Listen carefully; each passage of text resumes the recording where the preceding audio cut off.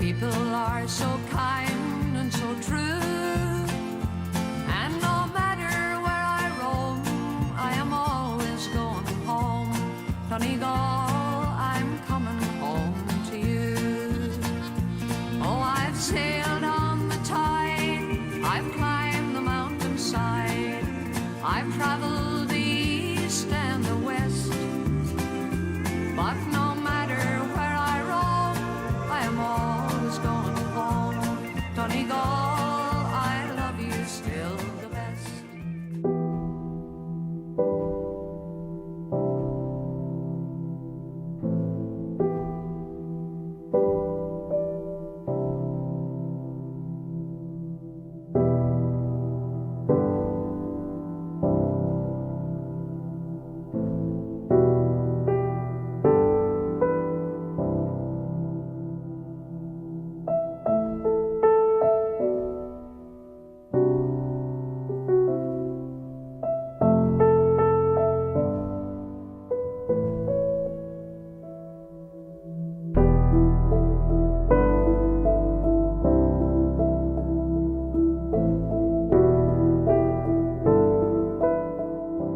I've lost my best friend.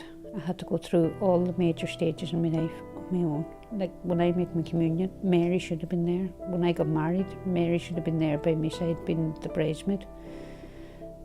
Even when I had my kids, Mary should be there. But I've had to go through it all on my own. I saw Mary Boyle. I knew she was a human being. I'd say within the hour, Mary was gone. Within the hour. No way anybody would have come in here without us knowing. There was no stranger in here. I believed that Mary had a secret, and because Mary was feisty, Mary would have told. So I believed that Mary had to be killed to stop her from telling. I found that there was a very, very, very defiant, icy air about. I knew in my heart and soul that I was speaking to the man that was responsible for the missing child. No way could a child get lost. No way. As a result of that phone call, that certain people weren't allowed to be interviewed, and that it was all hands off them, and we was look somewhere else, as the man says. Of course it's been covered up. And the main suspect has been guarded by the justice system and higher up. It's as simple as this. The Mary Boyle case isn't just any case. It's Ireland's longest missing child. The Mary Boyle case is a legacy in many ways. A legacy doesn't just mean a part of history. It means a part of history that has current day meaning. The Mary Boyle case is very much in the minds of everybody in the local area and in the wider Irish public, and in particular to our client. There was one occasion where they landed on my doorstep without any notice, and I felt intimidated that day. I knew that I was being framed. I would say that there's a small cohort of people out there known to Mary who have vital information. The facts of this case, or the only way to describe them, will be simply stomach churning. Nobody cares about our longest missing person, who is that child, Mary Boyle. None of them care. They don't care about justice. And I'm so sad to say that. For almost 40 years, Ireland has been haunted by the disappearance of a little girl who vanished on her grandparents' farm here in Cashelard, County Donegal. Mary Boyle was just 6 years old when she disappeared without trace after going for a walk across fields with her uncle Jerry Gallagher. She is Ireland's youngest and longest missing person. And yet she has almost been written out of Irish history. Mary Boyle is Ireland's Madeleine McCann. The case of the British 3-year-old who went missing in Portugal in 2007 has rarely left the headlines, but the story of Mary Boyle has been shrouded in secrecy.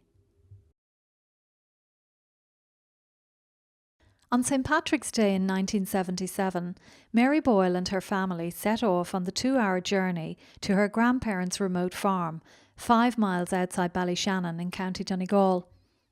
Early that morning, the family left their home on the west coast near Kincasla and travelled east for the rural townland of Cashelard, where the parents and brother of Mary's mother, Ann Boyle, lived.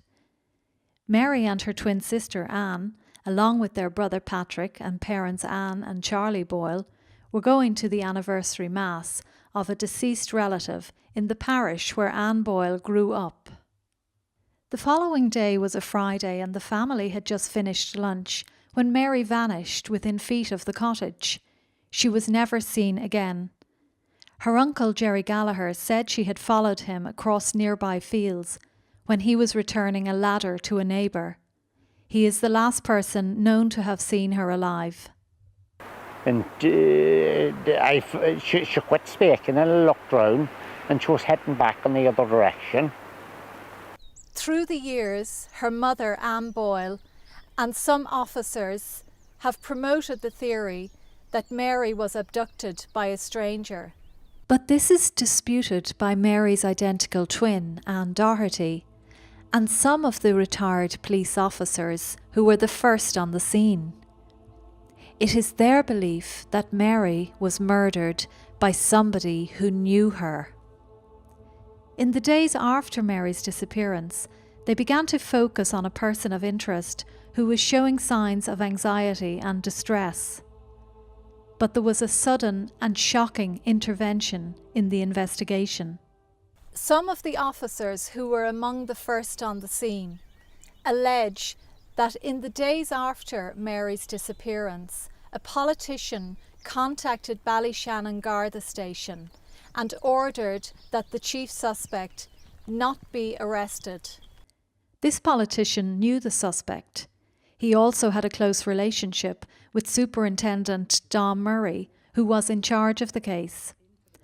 New evidence will be revealed for the first time about inconsistencies in accounts of what happened before Mary vanished and in the aftermath of her disappearance. Some of these contradictory accounts were made by Superintendent Dom Murray. The Irish police on Garda Síochána have failed to explain these inconsistencies, leading to claims of cover-up and corruption, and allegations that a child killer has been protected for almost 40 years. Ann and Mary Boyle were identical twins. They were born in Birmingham in 1970. Their parents had met there some years earlier. The couple had emigrated from Donegal, Ann from the rural townland of Cashelard and Charlie from the tiny island of Oe. Charlie worked in a factory. Ann was a bus conductor. They married in 1967 and their son Patrick was born soon afterwards. 2 years later, Mary and Ann arrived within minutes of each other. In 1972, the family moved back to Donegal, first settling on Oe Island before returning to the mainland. The twins were rarely apart and the bond between them was tight. Well, Mary was bubbly and she was feisty. She would do the talking for the two of us. She would, no one would walk on her. She would stand up to anyone. She was, very bubbly, and we used to go everywhere together. Like we'd maybe 2 rows in our life. One row we had in school, and the headmaster tied our ponytails together, which he thought would be a terrible punishment, but all we were doing was laughing about it. To be a twin is like to have someone the same as yourself, someone identical to you doing everything that you're doing. You don't want to do anything on your own. You want to go and do it together and spend all your time together and play together and do everything together.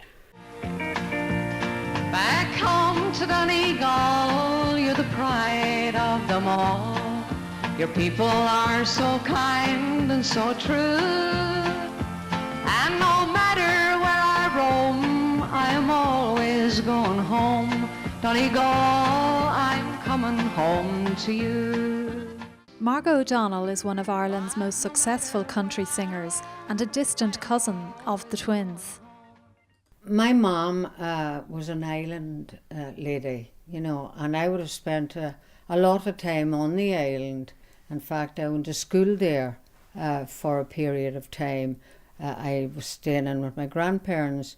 And Charlie Boyle, that's Anne and Mary Boyle's and Paddy's father, he would have been a distant relation of my mother's. Island people are very close people. It's a small community. So that was the connection. I knew every family on the island. And the first time that I saw Anne and Mary, the twins, was after they came from Birmingham. They were born over there. And I remember seeing them in the island, and they were going across a little stream that we called the Burn. It ran down through the island, and I didn't know which was which. I couldn't tell the difference, but I remember one of them crossing it quite swiftly, but the other one was nearly dead on her hands and knees. And they were blonde and they were beautiful, and you know, I'd seen twins before, but not on the island. So that was my first memory of them. And then, of course, they moved out to the mainland, as we call it, out where I lived with my mum and my family. So they lived in a place called Belcritch, Kincasla, and I came from Kincasla. So the last time that I saw the twins was at a regatta that was held down at our little harbour in Kincasla. And my mum always talked, right up until she passed away, about the last time she saw Anne and Mary.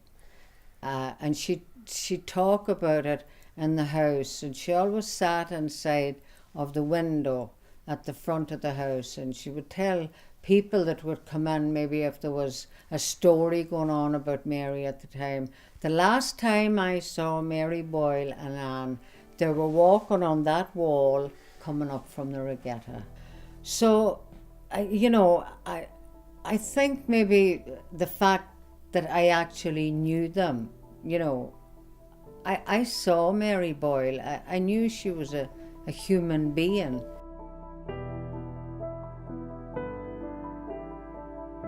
The day before she went missing, Mary travelled with her family to the home of her grandparents, the Gallaghers.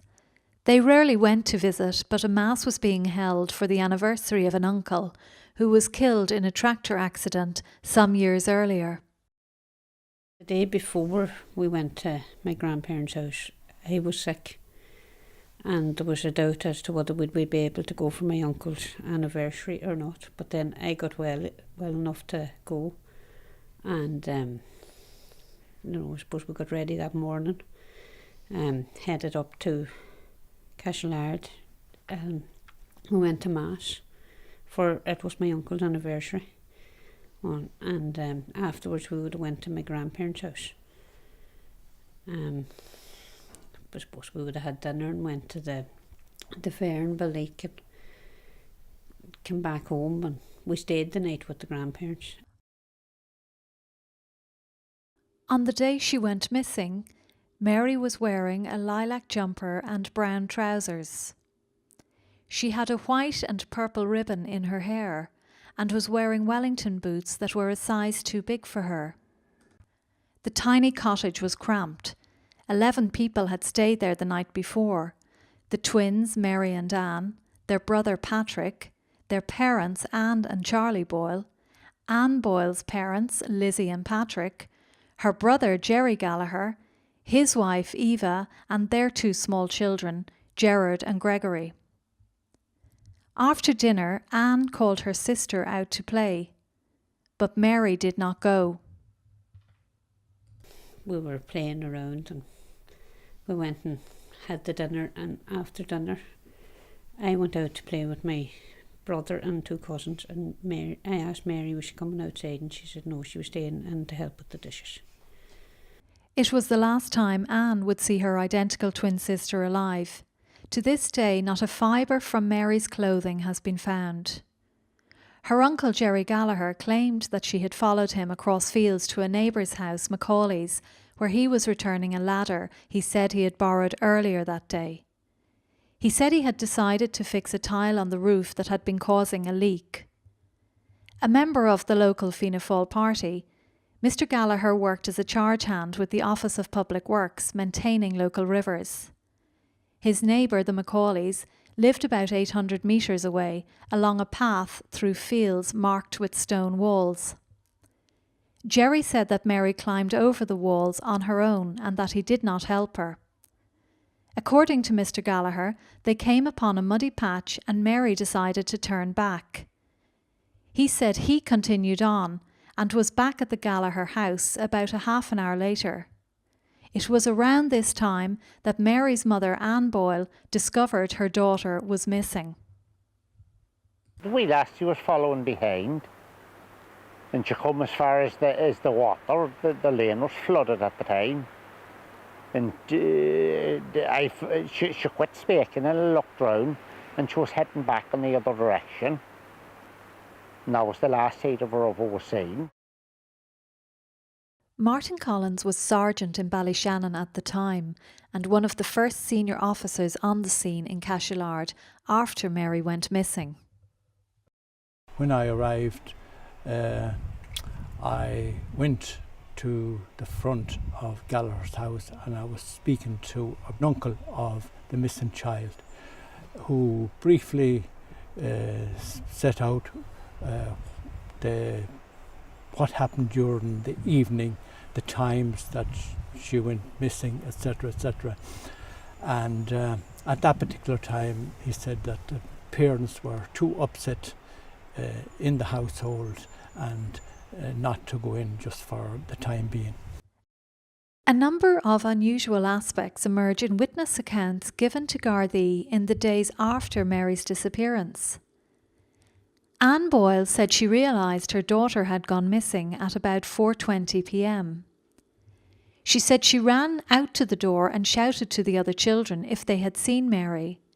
But Jerry Gallagher, who was at a wall in front of the house, stayed silent and did not mention that Mary had followed him.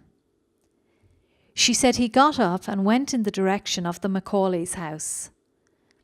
In her statement to Gardaí in March 1977, Ann Boyle labours this point, mentioning it twice.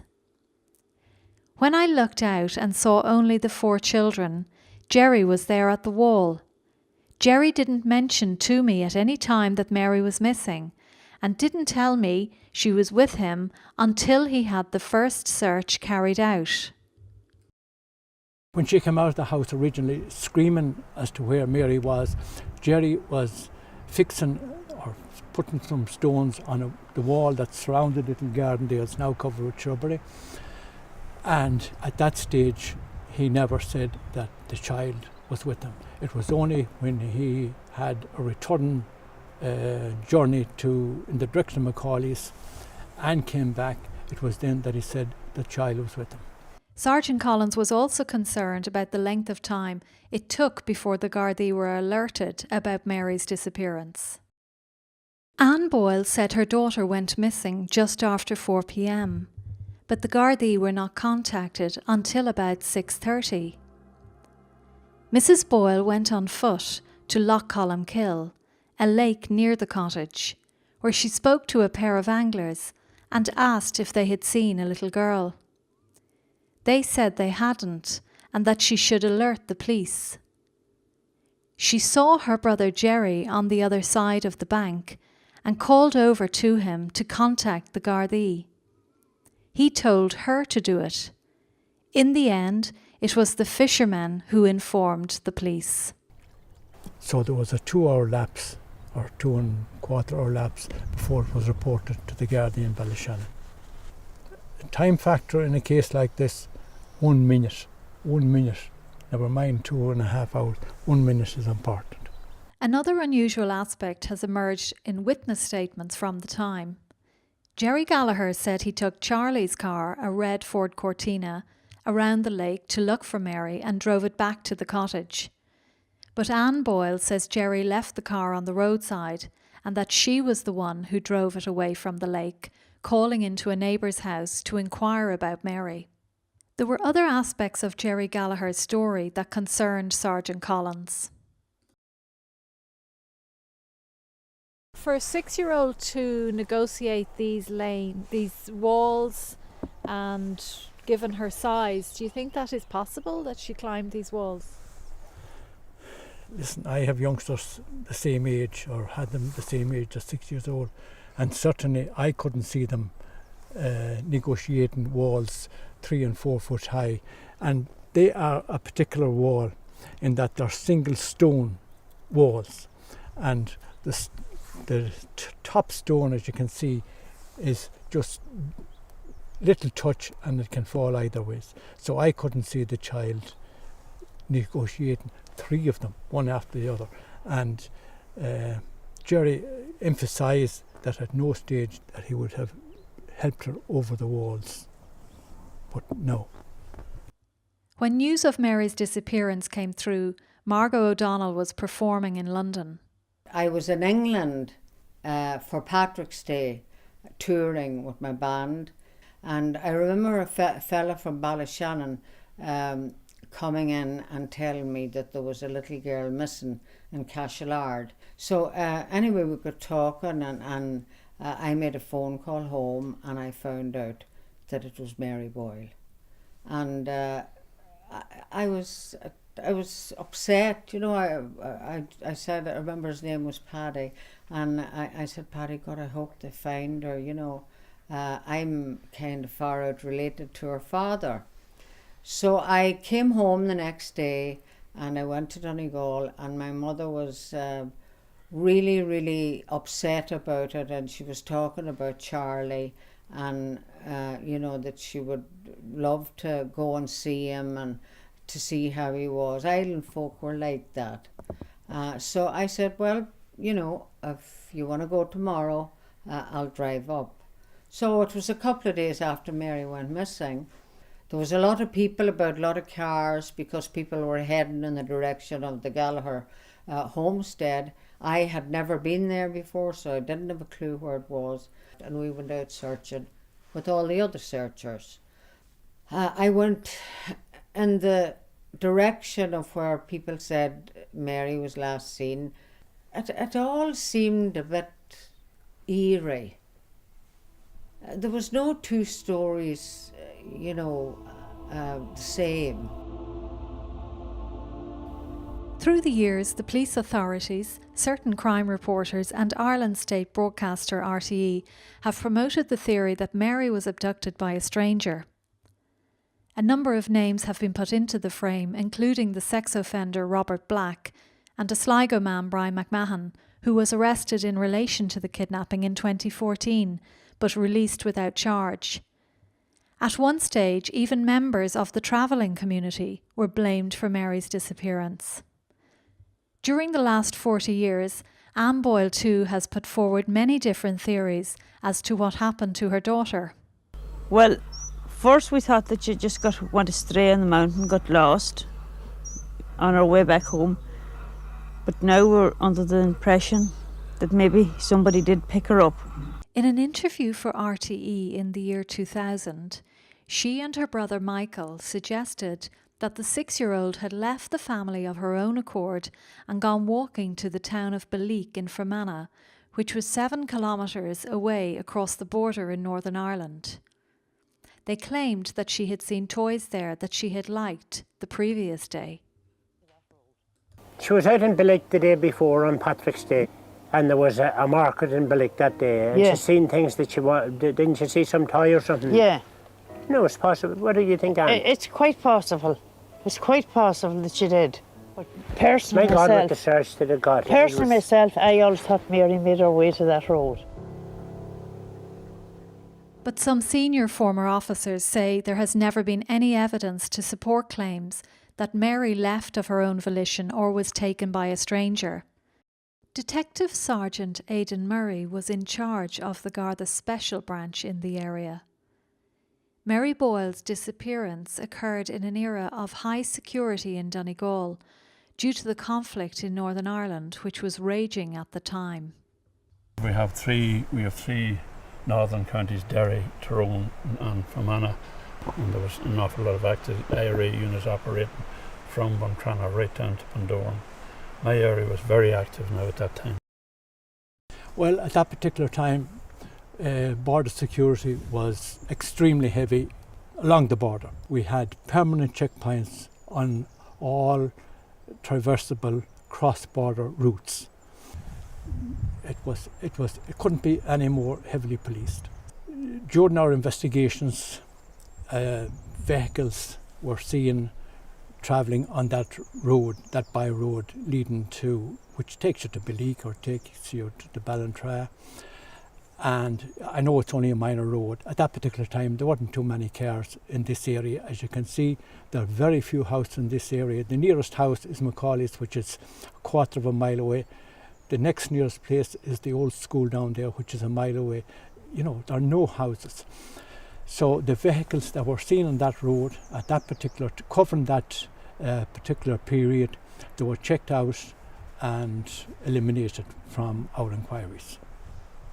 There was a minibus of people came from down the Rosses, that's where we came from, the area, and they went up to search. And I remember we were in the village of Cashelard waiting for the bus to come back, and we asked any news when they returned, and we had like soup and sandwiches for them because they'd been away all day. And some of them said, "Oh, we're not going up there anymore. It's easy seeing what happened." They all know what happened, that wee girl. In the days after Mary Boyle's disappearance, Sergeant Martin Collins was leaving the Garda station here in Ballyshannon when he was approached by a man who knew Mary Boyle. A person who would have been known to Mary made it his business to contact me at Ballyshannon Garda station. This would be maybe a week after Mary going missing. And he requested to meet me. But at the particular time, I was engaged in meeting my colleagues from Bundoran. From Ballyshannon to Bundoran is only 4 miles. So I told this person that I was meeting my colleagues from Bundoran. I'd be only a few minutes and to remain at the station until I came back. In the meantime, I went to Bundoran, and halfway to Bundoran, which only took about 3 minutes, this person drove his own car behind our patrol car and pulled in behind us at Finner, which is only halfway between Ballyshannon and Bundoran. I got out of, when I finished with the Bundoran lads, I got out of the patrol car and sat into his motor car. And when I did, he began to cry and sobbing and told me that what a terrible thing had happened, that he knew those little girls, the twins, and that he was very fond of them, loved them, and that he had children of the same age, and how he felt about Mary's disappearance. So in the course of the conversation, I put 3 scenarios to him. One was that she's still missing out there. Second was that she was kidnapped. And the third one, bluntly, murder. And I says, which of those 3 scenarios would you think were responsible for Mary's disappearance? And he said, the last one. So I said, you mean murder? And he said, yes. The person who made these allegations to Sergeant Collins was a relation of the suspect. In the days after Mary's disappearance, Detective Sergeant Aidan Murray spoke to this suspect. Inspector Daly, who recently was deceased, and myself interviewed that man. We interviewed him. At one stage I was interviewing him, and I told him, I said, just tell us where the child is. At that stage then he started crying and roaring and accusing me that I was accusing him of the murder of the child. I got a little nudge from the inspector at the time under the table to ease off a wee bit. So I was reluctant a wee bit, but I did ease off because it was more or less an instruction. And I went out and got him a glass of water on the instructions of the inspector. When I came back then, the particular man had gone back to himself again. I felt that my own heart, that he had a guilty look. I could see it in his eyes, and it was just that wee extra wee push, and he would admit it. When you do interview a person, especially a very strong suspect, you can, after a number of years, you can see things in their eyes if they're really telling you the truth, or they look away from you. And I knew from previous experience that if you have a man at a certain level, you don't pull back, you just push that a wee bit extra. And I felt that I had him. It was a defence, that he was defending himself, that what he'd done was wrong. But I thought if I'd had somebody else with me, maybe that extra wee bit of pressure we wouldn't have been here today now talking. It was during this time frame that a phone call came through to the Garda station here in Ballyshannon. I was in the station along with several others. We had a station party of 70 or 80 members at that particular time because of the heavy security. And at any one time you could find 9 or 10 members in and around the station, clerical workers, etc., etc. And a phone call was made to Ballyshannon station. He was a politician. The gist of the conversation was that none of a particular family should be made suspect for Mary's disappearance. Well, I know that the result of that phone call, that certain people weren't allowed to be interviewed, and that there was all hands off them, and we was look somewhere else, as the man says. As it was said, that the sting of the whole investigation went out of the whole investigation, you know. In April 2016, these allegations were put on the record of the European Parliament by Dublin MEP Lynn Boylan. This is Mary Boyle, Ireland's longest missing child case. 6-year-old Mary disappeared in 1977, and the man whom her twin sister believes is responsible for her disappearance still lives in that community and has never been formally brought in for questioning. Allegedly, a still-sitting politician directly intervened, and that intervention led to one of the worst cases of police cover-up we have seen in Ireland.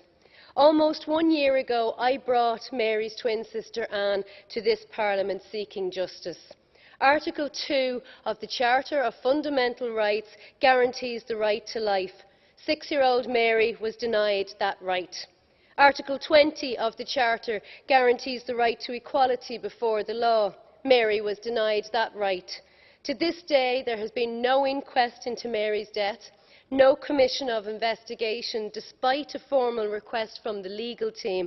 In fact, it has never even been debated in the Irish Parliament, which is why I am forced to raise it here tonight.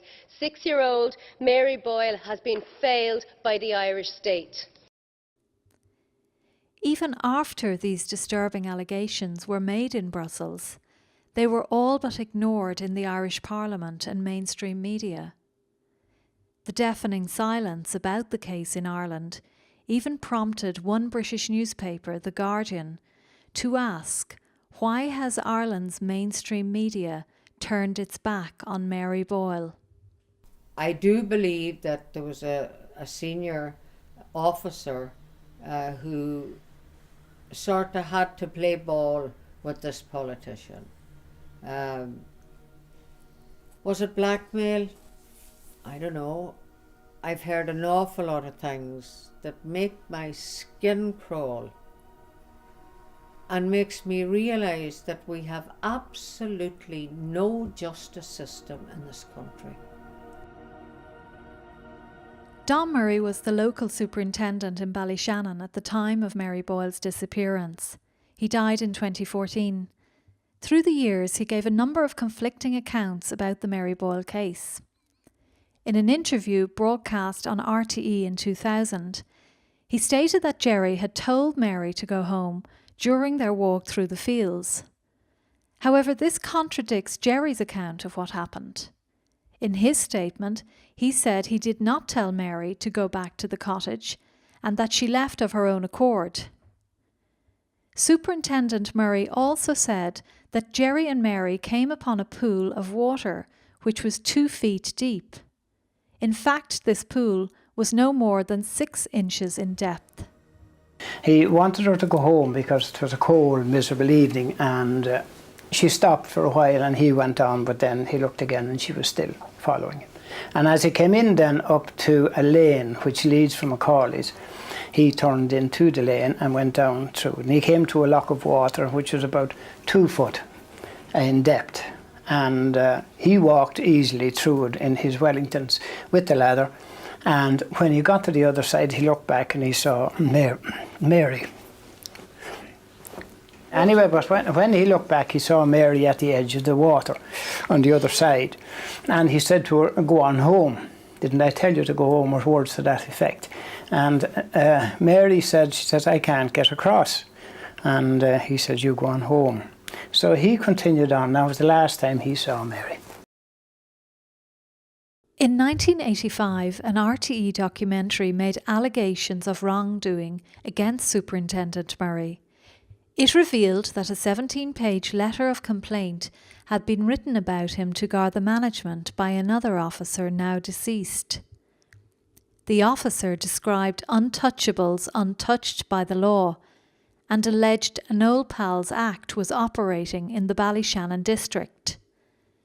The complaint contained extraordinary allegations against some officers and voiced serious concerns felt by some rank-and-file Gardaí. It found frustration and anger among ordinary officers about how Garda headquarters handled complaints. It also outlined the close relationship Superintendent Murray had with some members of Fianna Fáil, and alleged that in 1979, Superintendent Murray had even attended a Fianna Fáil convention in Castlebar, County Mayo.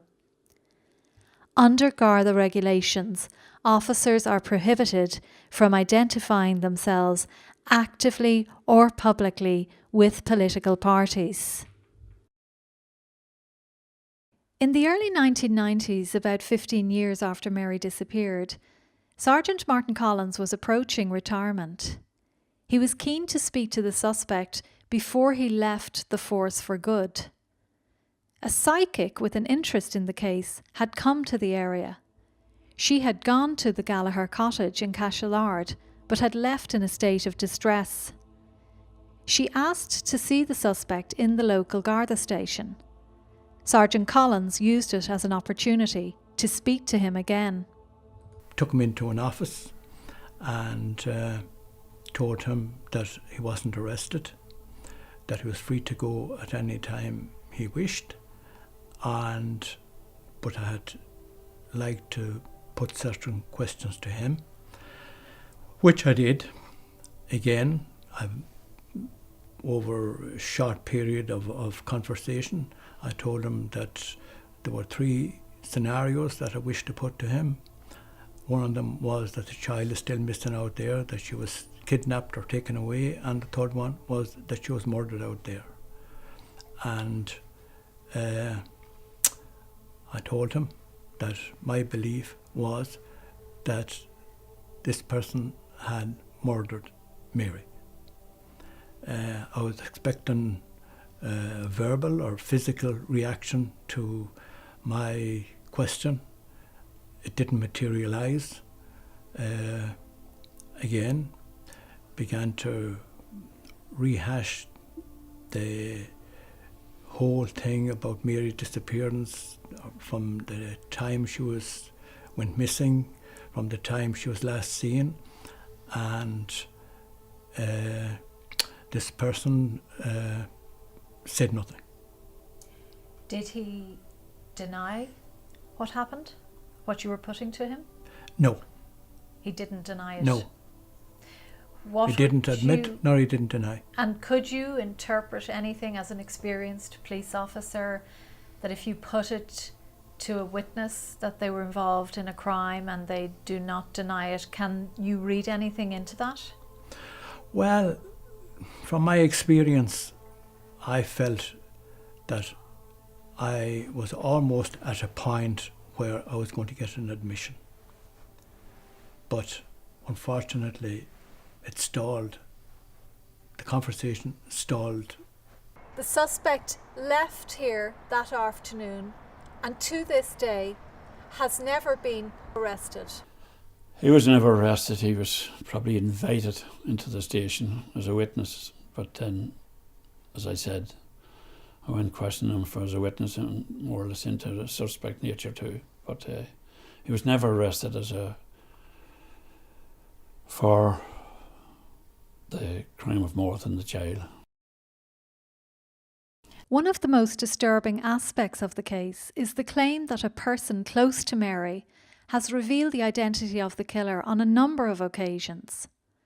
The Gardaí have been aware of this for a long time, but the person who others believe is withholding vital information has never been arrested. Through the years, you were also told by another person known to Mary the identity of the killer. Can you tell me about that? Yes, another person who would be known to Mary. I've spoken to that person on a number of occasions, but on at least 3 occasions, that person told me that she knew who the person was that murdered Mary. That's right. Someone that was known to me and Mary told me that they knew what had happened to Mary and that they knew the identity of the killer. I was told 77, and I had my own ideas about it. I didn't point a finger, but I had my own thoughts on it, like everybody else had. And somebody very close to Mary in 1980 told me that they knew what happened to Mary and they knew who murdered her.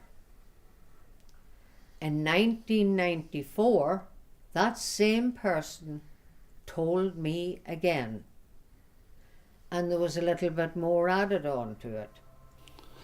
There's definitely somebody that knows very close to that person, very, very close, know rightly what they're holding and know rightly if they come forward that this matter will be cleared up and the child will be laid to rest and would have an end to the whole matter. That's brutal murder, you know. These persons are as guilty as him by holding back and knowing that they're guilty. I don't know how they can look at themselves. And I remember I was asked by that person, and it stuck me to the chair I sat on. You will never forget about Mary, will you? And I said, no. Why was the next question. And I was flabbergasted. Those who have never given up on justice for Mary have little doubt about the motive for her murder. I believe that Mary had a secret, and because Mary was feisty, Mary would have told. So I believe that Mary had to be killed to stop her from telling. What do you think the secret was? I said Mary was sexually assaulted. Would it be the secret? Yeah. Mary was chatty, and I believe Mary was sexually molested, and she probably said, I'll tell. And for that reason, our little Mary Boyle had to die. Is it your belief that Mary was sexually assaulted before her death? Over the years, yes. Looking back on it over the years, I'd say yes. It's hateful to see a person you know that has committed such an atrocious crime, especially with a child. That was always my thing. Any person that interfered with a child. I had 2 things in my life when I was in the police force. Anybody interfering with a child or an old person where they couldn't defend themselves.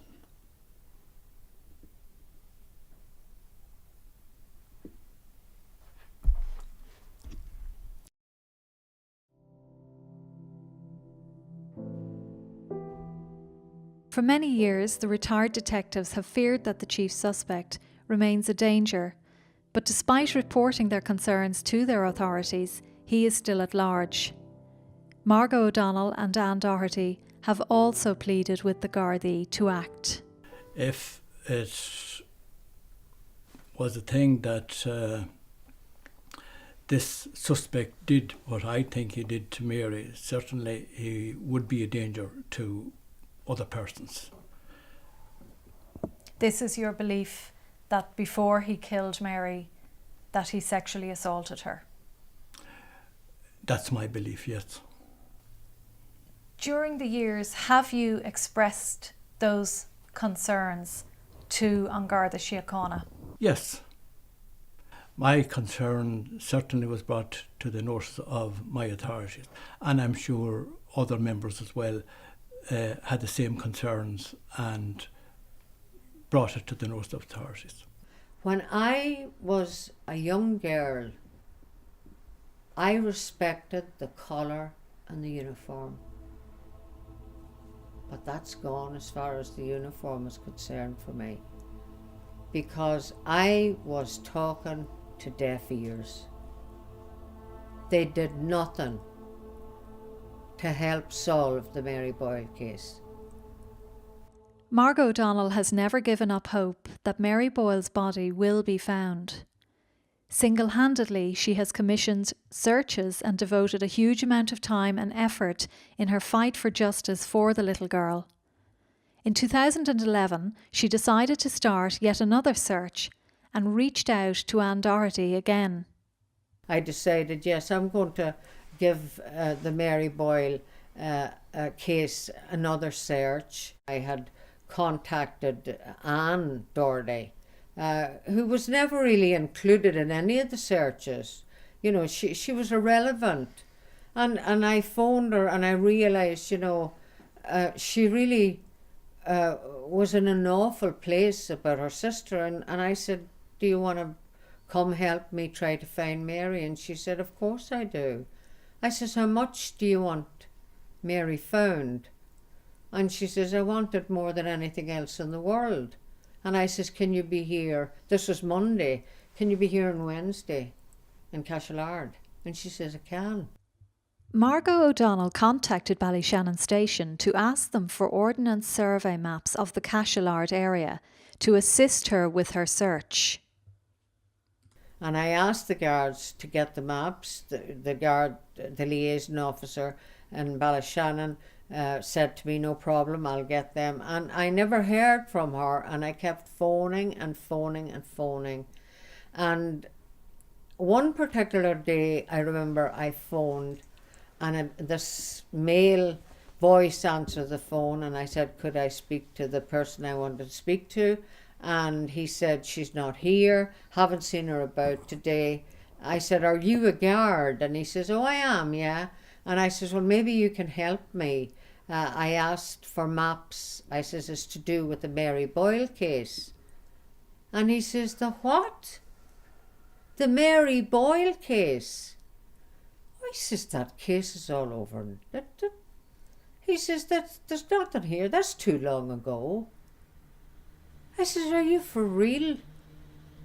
And he says, oh, that's far too long ago. He says, that case is overdone, what? In 2014, the case took another sinister twist when two officers arrived at the home of Ann Doherty without prior notice. There was one occasion where they landed on my doorstep without any notice, and I felt intimidated that day. The two guards landed. I live up and awfully in the middle of nowhere.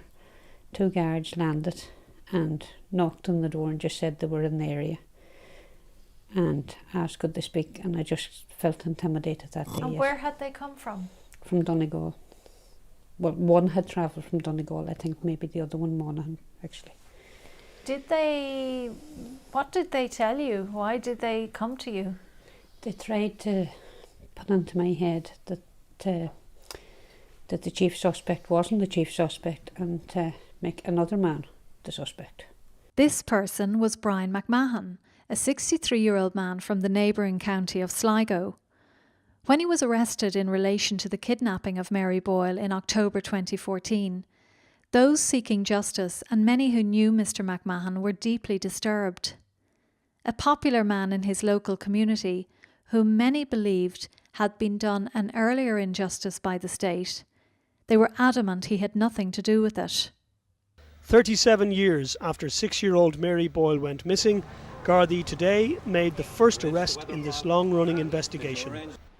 A 64-year-old man was taken from the Midlands prison at midday on a Section 42 warrant which allows Gardaí detain inmates. The new lines of evidence have emerged which have led us to where we are here today, in that a man in his 60s was arrested this morning in relation to the kidnapping of Mary Boyle in Donegal in 1977. That person is currently detained here at Mullingar Garda Station and is currently being questioned in relation to that matter. Well, I knew instinctively that something untoward was going on. Around the time Margo O'Donnell and Ann Doherty were becoming vocal again, Brian McMahon was arrested about the case. When Mary disappeared in 1977, he was a young soldier in Finner Army Camp outside Ballyshannon. Abandoned by his mother as a child, he had grown up in state institutions and in a foster home in Cashelard, where he was subjected to severe physical abuse. His foster mother had been deemed unsuitable to look after children. As an adult, he received compensation from the State Redress Board. In 2013, Brian McMahon was convicted of indecent assault after allegations were made against him of offences dating back to when he was a teenager. He says he is innocent of the charges. At the time of his arrest for the Mary Boyle case, he was serving a sentence in the Midlands prison in Portlaoise. They wanted to interview me in relation to the disappearance of Mary Boyle. They were waving the warrants over everybody else's head. I was in a state of shock. I wasn't able really to talk at all. I just turned around and I said to the officer, I said, the officer in charge, I said, not at all. I said, officer, I never had anything to do with that child's disappearance. When Mary went missing, Brian McMahon was a soldier at Finner Army Camp outside Ballyshannon, about 12 kilometres from where she disappeared. He believes he was on the camp the day she vanished. He did not know Mary Boyle and had no car, but it was put to him that he walked to the Gallaghers' remote farm, managed to abduct the 6-year-old from her family and take her away on foot. They brought me to Mullingar Garda Station, and I was almost certain that I wasn't going to make it, that I was going to in the verge of a complete breakdown. They would place the siren on top of the car, and they were going at an enormous rate. I felt that was a little bit intimidating. They just suggested that I arrived on this particular road, and lo and behold, they said there was your prize catch on the road. I thought it was a despicable statement to come out with, The following night, I was placed into a car, an unmarked police car, and I believe that was for the purpose of a member of the press to get a picture. They were determined to get a confession from me. They were, of course. But I knew that those two guys themselves knew 100% that I wasn't the man they should be looking for. In 2015, the DPP decided that charges would not be brought against Brian McMahon in relation to the Mary Boyle case. He is now considering a legal action against the Gardaí and the state for unlawful arrest. Former Sergeant Martin Collins was one of the many people in Donegal and Sligo alarmed by the arrest of Brian McMahon. Well, the first I heard of it was when I saw it or being on RTE, and I didn't know the particular person. As I said, 39 years ago since Mary went missing, I didn't know the particular person, but certainly that name never came up in our original investigation. Do you believe it is possible that he had anything to do with Mary's murder? impossible. Impossible. Another name that has been put into the frame by some Gardaí and certain crime reporters is the Scottish sex offender Robert Black. In his book Missing, RTE crime reporter Barry Cummins devotes several pages to suggestions that Robert Black may have been linked to Mary's disappearance.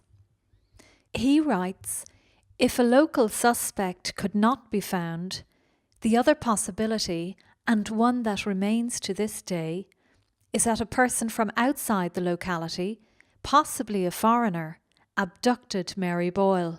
He says Robert Black was certainly a suspect in the case of Mary Boyle, and it is the informed opinion of the Gardaí and police in the north that Robert Black was in Ireland in early 1977 and was most probably in the north the day Mary Boyle disappeared 4 or 5 miles from the border. In 2008, a Belfast-based company called Sterling Productions was commissioned by RTE to make a programme about Mary Boyle. It was called Cracking Crime, and Barry Cummins was the key contributor.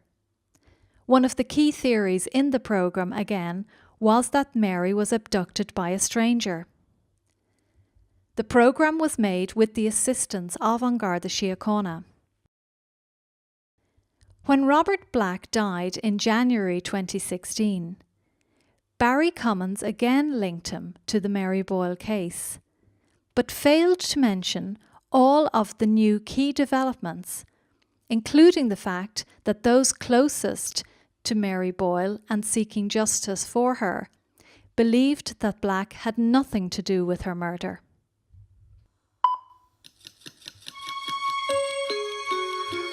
Good morning at 7 o'clock on Wednesday the 13th of January on RTE Radio 1. This is Morning Ireland with Gavin Jennings and Cathal McCullough.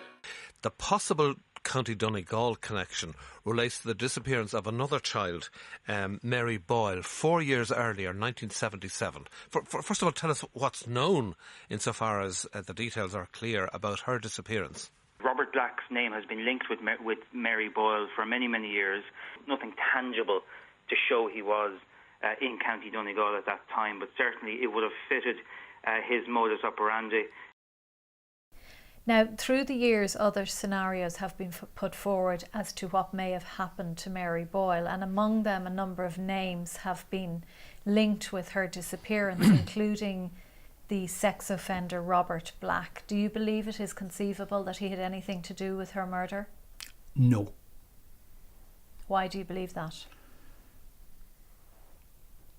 Why I believe that, there's no evidence whatsoever that he was in the Ballyshannon area or he was in the Cashelard area.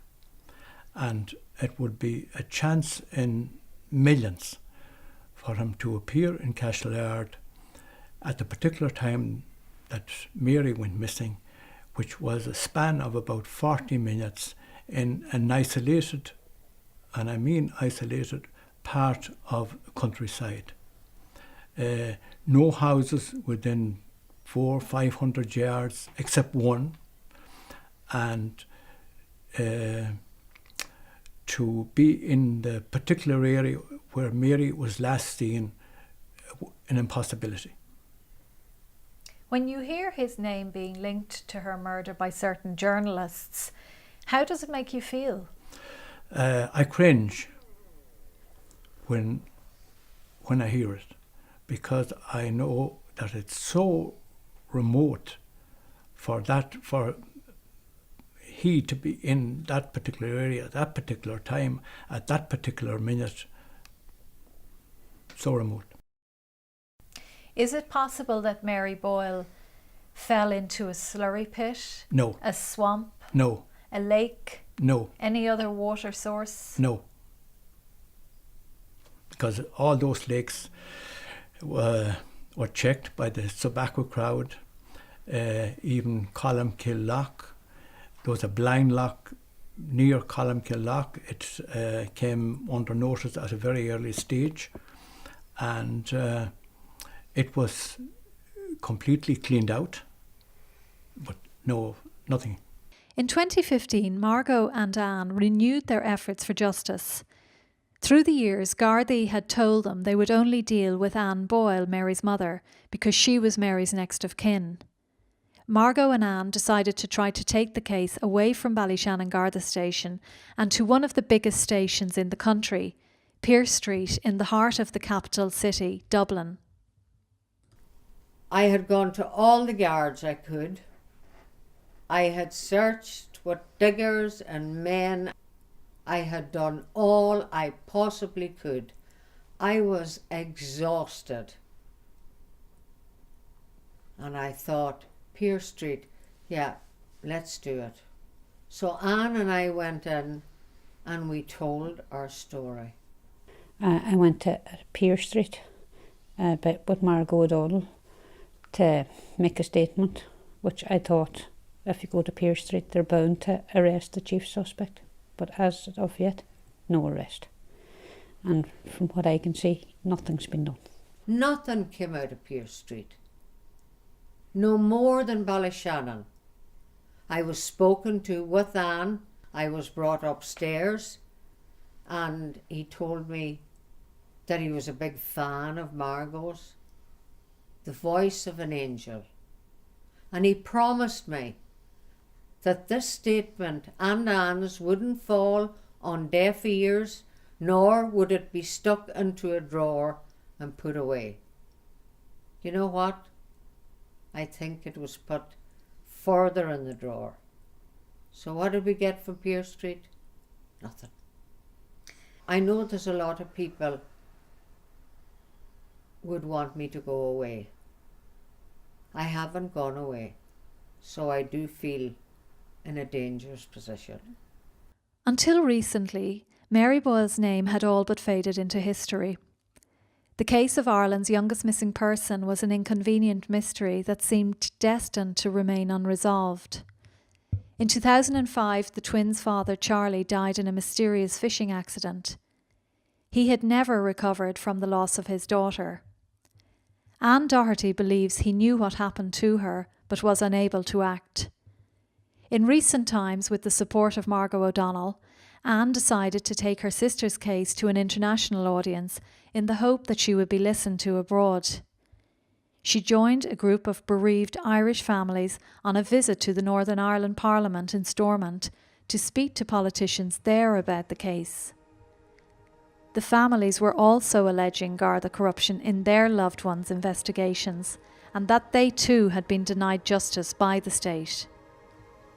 It was the first in a series of trips Ann would make to highlight the case, which also took her to Brussels, Westminster and Washington. When Enda Kenny became Taoiseach in 2011, Margo O'Donnell, conscious of his strong Donegal connections, decided to contact him. Mr. Kenny's mother, Ethna, came from the town of Glencolmkill in South Donegal, and he maintained close ties to the area. Now, I knew Enda Kenny when I would work in Cashelard in the Traveller's Friend. I knew him through the promoter there, but I didn't know him as a politician. And I thought, he's just been elected, you know, Taoiseach, and to heck, I'll phone him. So I phoned him on his mobile. I got his mobile and I phoned him, and he answered. And I said to him, Enda, I am ringing you about the Mary Boyle case. And I said, I think you could help me, you know, find out what happened and maybe find her body. And he said I would have to go to the Minister of Justice. I says, I don't want to go to the Minister of Justice. I'm asking you to help me. He was, at that time, leading our country. He was the head man. And he did nothing. In October 2015, Enda Kenny was asked about the case in Dáil Éireann. He admitted that he had been given information about it, which he had passed back to the Gardaí, but did not know if it had been followed up. Anne, the twin sister of Mary Boyle, a 6-year-old girl who disappeared close to her grandparents' home in Donegal in 1977.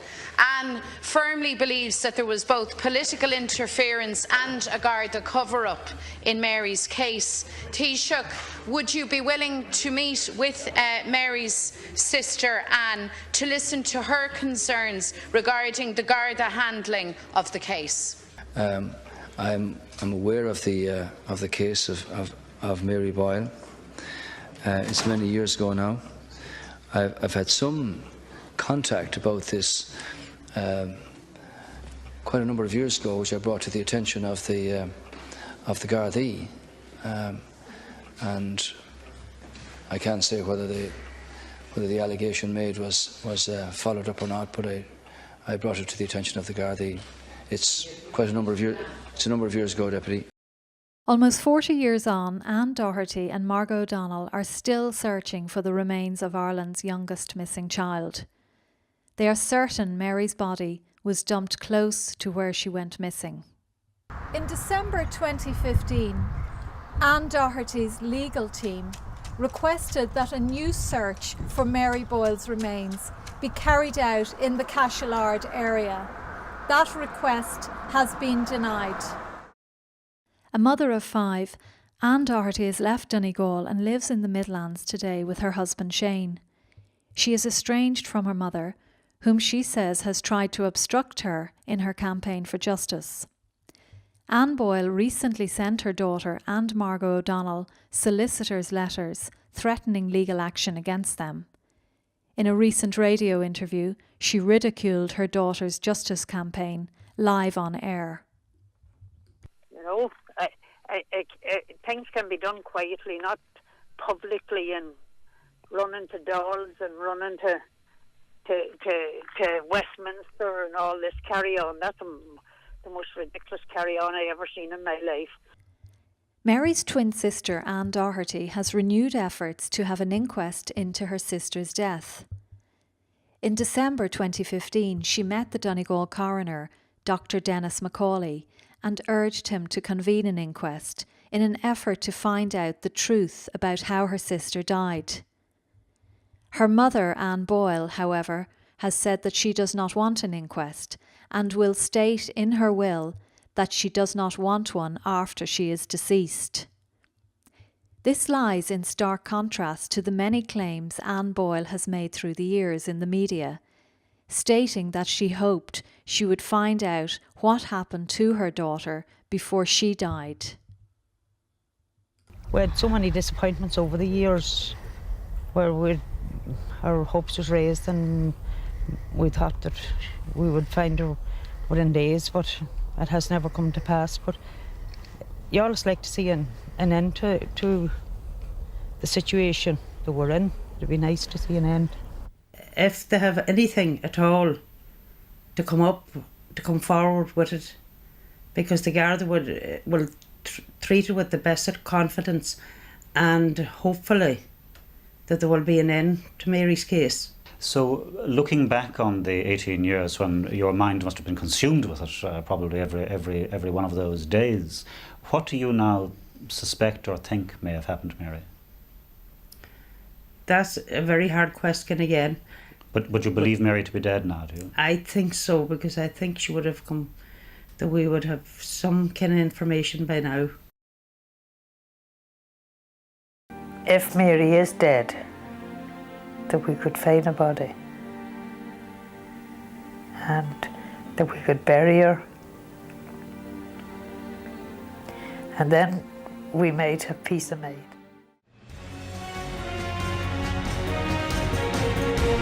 Pray every day that I will find out what happened to Mary. Ann Doherty believes that an inquest is the appropriate mechanism to find out what happened to Mary, but the coroner Dennis Macaulay has resisted attempts by her legal team to convene it. According to Ann's lawyer Dara Mackin, Dr. Macaulay has now informed him that he is not in favour of an inquest because it will have an adverse effect on Ann Boyle's health. Ann Doherty feels she has been left with no choice but to sue the Irish police and government for failing to bring Mary's killer to justice.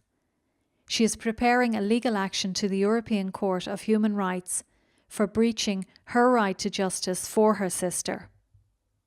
Article 2 of the European Convention on Human Rights is the right to life. It's not just the right to life, but it enshrines a detachable obligation, which is the right to an effective investigation in certain circumstances. Certain circumstances can arise in a number of different ways, one of which is whether or not there's been state involvement or state effectively failure to investigate, or more than that, whether or not it's been a suspicious death. The reality is, like as I've already outlined, Mary Boyle's disappearance and death clearly ticks all of them boxes, and Article 2 is clearly engaged in these circumstances.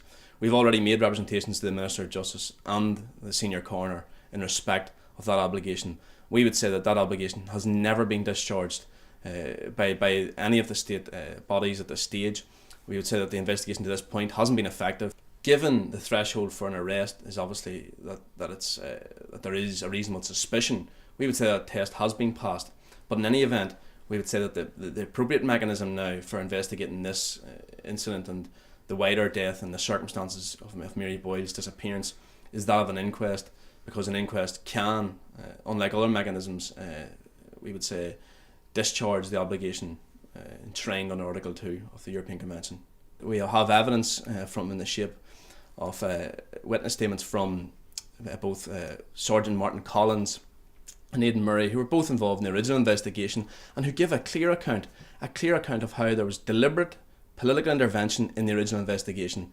That political intervention came in the shape and form of a phone call to prevent what we would say is the subsequent arrest and prosecution and possible admission of guilt from that individual. To this day, Gardaí have been unwilling and unable to explain all of the inconsistencies that have emerged about Mary Boyle's disappearance. A series of questions to An Garda Síochána about the case went unanswered. The retired officers who are so desperate to see justice done for Mary have not been interviewed by An Garda Síochána in recent times. You made the decision to call for Noreen O'Sullivan's resignation. That's right. I believe she should resign because she isn't taking the case the way that she's not treating the case properly. It's her duty, like, to get a killer off the streets and to safeguard different children. She's not doing that. Do you believe that the Gardaí have enough evidence to arrest the killer? Well, from the evidence that I give, I believe they have more than enough evidence to arrest the killer. And you also met Enda Kenny in November 2015. How did that go? Well, he said he would send a letter, or he'd get somebody to send a letter, but nothing has come of it. I thought he would maybe put a bit of pressure on the guards, but that doesn't seem to have happened. So do you feel you have been let down by the authorities? I feel totally let down by the authorities. And more importantly, as I said, I believe Mary's been let down by them. After countless attempts to try to get a meeting with the current leader of Fianna Fáil, Ann Doherty and Margo O'Donnell finally met Micheál Martin in April 2016. They told him of their concerns about a Garda cover-up and allegations that a Fianna Fáil politician had interfered in the case, and asked him to seek an independent inquiry. He said he could not intervene and would hand the matter to the Gardaí and the Garda Ombudsman, GSOC. More than a year ago, Ann Doherty asked Ireland's Justice Minister, Frances Fitzgerald, for a meeting, but she has declined. However, the Minister says she has met with the mother of Mary Boyle and was grateful to do so. She also stated that a review of the case had been ongoing for almost 5 years, since 2011. I am advised by the Garda authorities that a comprehensive review into this case has in fact been ongoing since 2011 under the direction of the Assistant Commissioner for the Northern Region, and indeed I met with the mother of the missing child in this case at last year's National Missing Persons Day.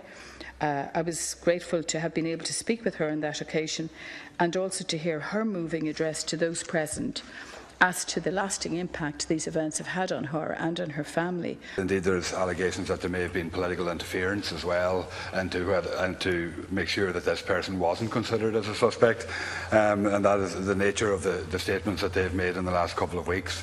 I would encourage people to give that information, and if they have, I have no doubt that what you have said will happen. Thanks, Minister. As I understand it, Minister, the Garda authorities are aware of these allegations.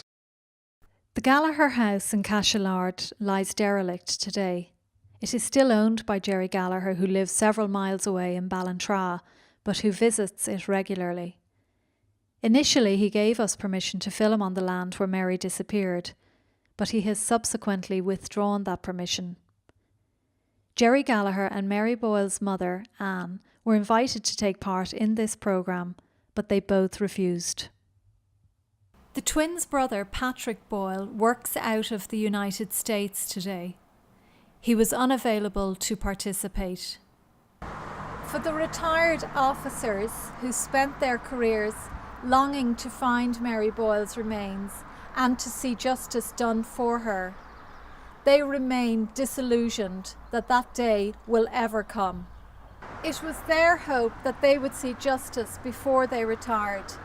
Now they can only hope that they will see it before they die. There are a small number of people out there who would have been known to Mary Boyle, who are withholding vital information. They even think of interfering with a child. If he did it once, I would never let him know that he could do it again. There's a lot of people out there that know the truth, and it's time they spoke up.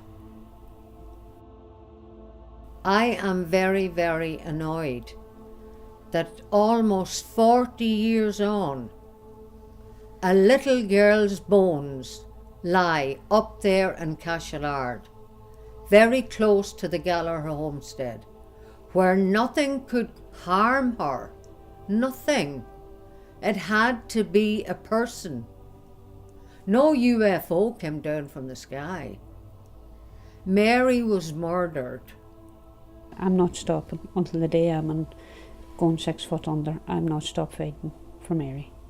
It's extremely important to our client that she has an opportunity to grieve properly for the loss of her sister, until, firstly, that her sister's remains are found, located. Secondly, until her sister is actually deemed deceased, and thirdly, until the individual who she believes is responsible is questioned. In respect of that, only then, when them three stages are completely fulfilled, can our client properly grieve. Sometimes I can't look at him. I just have to look away from him. But I do look at him, and everyone belonged to him. You know, my mother was 94 years of age in May of 2014. And she would have been 95 in July. And on her deathbed, she died at 3:48 a.m. in the morning. At 4 o'clock the evening before, she woke up from a slumber, and I was sitting on a chair near the bed. And she looked down at me, and I said, "Are you all right, Ma?" And she said, "Margaret, you won't forget about wee Mary Boyle, will you?" I've got to know Ann Doherty down the years, and I know the way she feels.